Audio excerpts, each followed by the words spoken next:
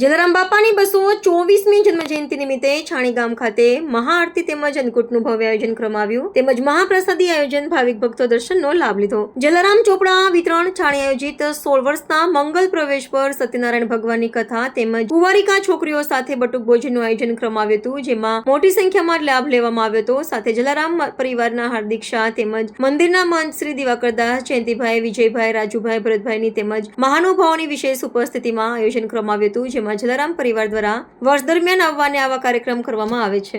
જય જલારામ। જલારામ રાહતદળ નોટ ચોપડા વિતરણ તરફથી આજે 16મા વર્ષના મંગલ પ્રવેશ નિમિત્તે આજે સવારથી કાર્યક્રમ કરવામાં આવ્યા છે। આજે સાંજે ભગવાનની સત્યનારાયણ ભગવાનની કથા સાથે બાળકો માટે બટુક ભોજનનું પણ આયોજન કરવામાં આવ્યું છે।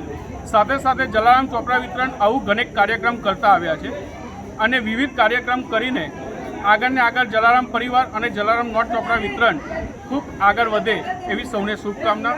અમારા દરેક દાતાશ્રીના સહયોગથી આ 16મા વર્ષના મંગલ પ્રવેશ નિમિત્તે ઉજવણી કરવામાં આવી છે। જય જલારામ। હાર્દિક શાહ, જલારામ પરિવાર, છાણી।